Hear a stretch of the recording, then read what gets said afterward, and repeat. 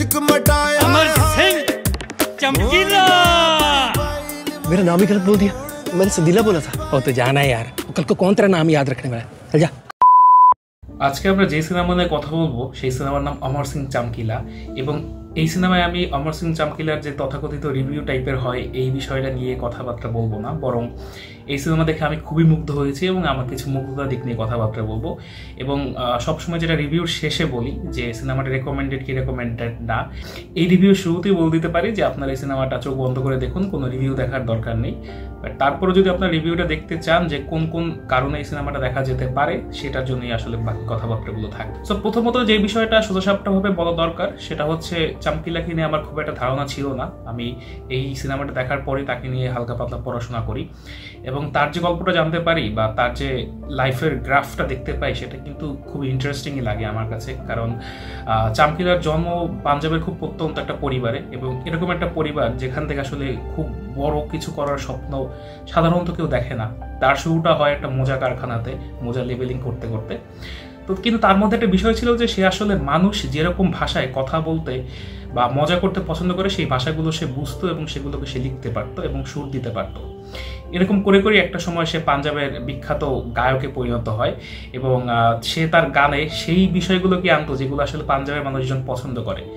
এবার এই বিষয়টা অনেকের কাছে অশ্লীল মনে হতো, অনেকের কাছে সুরসুরি মূলক মনে হতো, কিন্তু সেগুলোকে চামকিলা খুব একটা পাত্তা না দিয়ে সে তার মতো করে গান গেয়ে যেত এবং জনপ্রিয় হয়ে গিয়েছিল এবং একটা সময় তাকে পাঞ্জাবের এলভিসও ডাকা হতো।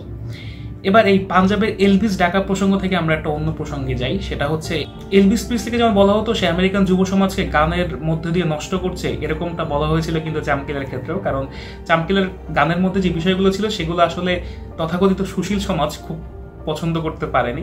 সো এই পছন্দ না করার কারণে তার যে গান সেগুলোকে অশ্লীল ট্যাগ দিয়ে বিভিন্ন সময় ব্যান করার চেষ্টা করা হয়েছে। এবার এই প্রসঙ্গে একটা কথা আসে যে শিল্পে আসলে কোনটা শ্লীল এবং কোনটা অশ্লীল সেটা আসলে কে ডিসাইড করবে বা এই প্রসঙ্গে শেষ কথা আসলে কে বলবে।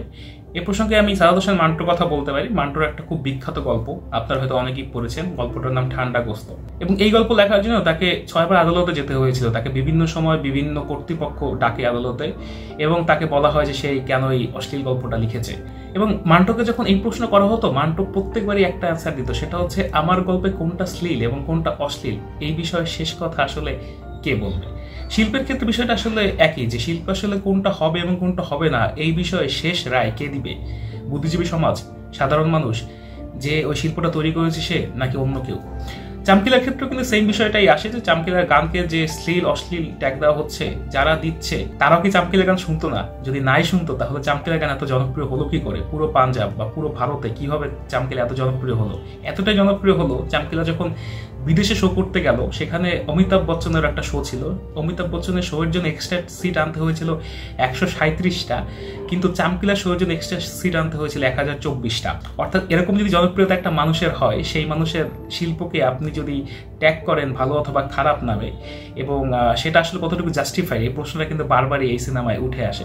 এ তো গেল গল্পের দিক। গল্পের বাইরে যদি আমরা ফরম্যাট নিয়ে কথা বলি, যে যেই ফরম্যাটে গল্পটাকে সাজিয়েছে ইমতিয়াজ আলী, সেটাও কিন্তু খুব মুগ্ধ করার মতো একটা ফরম্যাট। মানে এই ফরম্যাটটা এরকম যে আমরা সাধারণত যে কোনো বায়োপিকের ক্ষেত্রে যে ফরম্যাটটা দেখি, যে শিল্পী বা যাকে নিয়ে বায়োপিক করা হচ্ছে তার জীবনের গল্পটা শুরু থেকে শেষ পর্যন্ত আমরা দেখি, সেটা এখানেও আছে। বাট এখানে কিছু না অন্যরকম লেয়ার্সও আছে। যেমন আপনি সিনেমার একটা অংশে দেখবেন যে কমিক্যাল গ্রাফিকের মাধ্যমে সিনেমার ন্যারেটিভটা এগোচ্ছে, বা কিছু কিছু অংশে আমরা দেখবো যে রিয়েল ফুটেজ, মানে রিয়েল চামকিলা এবং আমারজোতের ফুটেজের পাশাপাশি আমাদের পর্দার পরিণীতি চোপড়া এবং দিলজিতের ফুটেজকে পাশাপাশি রেখে গল্পটা এগোচ্ছে। বা গল্পের কিছু অংশে দেখবো আমরা ন্যারেটর আছে এক পাশে, আর এক পাশে আমরা দেখবো যে গল্পটা, সেই গল্পটা পাশাপাশি রেখে এগোনো হচ্ছে। অর্থাৎ আমরা দেখবো যে পুরো গল্পের মধ্যেই কিন্তু ইমতিয়াজ আলী এই গল্পটার ফরম্যাটটাকে নানাভাবে ভেঙেছেন এবং ফরম্যাটটার মধ্যে অনেক কিছু এক্সপেরিমেন্ট করেছেন। এবং এক্সপেরিমেন্টে এরকম যে আপনি এক্সপেরিমেন্টটা দেখে মুগ্ধ হওয়া ছাড়া আপনার সামনে অন্য কোনো উপায় থাকবে না। এবং যখন আপনার ইরশাদ কাবিলের মতো রাইটার এবং এআর রহমানের মতো কম্পোজার থাকে আপনার ব্যাক এন্ডে, এবং সেখানে থাকে ইমতিয়াজ আলীর মতো লোক যিনি হচ্ছে গিয়ে পুরো গল্পটাকে সাজাবেন, সেক্ষেত্রে আসলে এই ট্র্যাকটা নিয়ে একটু ভরসা করাই যায়। এবং এই ট্র্যাকের যে ম্যাজিক্যাল একটা কাজ, এটা আমরা এই পুরো সিনেমাতেই পাবো। এবং এই সিনেমার কিছু ডায়লগ নিয়ে যত কথা বলা হবে না কেন, কথা আসলে কম বলা হবে। যেমন একটা অংশে একজন লোক যখন জিজ্ঞেস করছে চামকিলাকে যে তুমি যে এরকম অশ্লীল গান লিখছো এগুলো তোমাকে বন্ধ করতে হবে, তখন চামকিলা বলছে আমি যেটা ভালো পারি, যেটা মানুষ পছন্দ করে আমি সেটাই করবো এবং সেটার মাধ্যমে জনপ্রিয় হবে। আমরা আসলে শিল্পে কোনটাকে ভালো বলবো বা কোনটাই খারাপ বলবো সেটা আসলে কিভাবে ডিসাইড করি, বা কালচারাল গেটকিপার বলে যারা আছে যাদের হাতেই হচ্ছে সমাজ রক্ষা করার দায়িত্ব, তারা তাদের সমাজ রক্ষা করার দায়িত্বটা কতটুকু পালন করছে। একজন চামকিলাকে যেভাবে মেরে ফেলা হলো তার স্ত্রী সহ, এটা কি আসলে কোনোভাবে জাস্টিফাইড হলো? বা ভিন্ন মত হলে আমরা যেভাবে আমাদের প্রতিক্রিয়া দেখাই প্রতিক্রিয়াশীল সমাজের অংশ হিসাবে, সেটাও আসলে কতটুকু প্রাসঙ্গিক? এই প্রশ্নগুলো কিন্তু অমর সিং চামকিলা সিনেমার মাধ্যমে উঠে আসে। এবং এই সিনেমাকে যদি আপনি একটা মিউজিক্যাল বায়োপিক বলেন সেটা বলতে পারেন, পাশাপাশি কিন্তু এটা আমাদের জন্য একটা প্রশ্ন যে আমরা আসলে ভিন্ন মতকে যেভাবে অ্যাড্রেস করি বা আমরা আসলে শিল্পকে যেভাবে নিজেদের মতো করে ডিফাইন করতে চাই সেটা আসলে কতটুকু খাপ খায় পৃথিবীর সাথে, সেটা একটা বিষয়।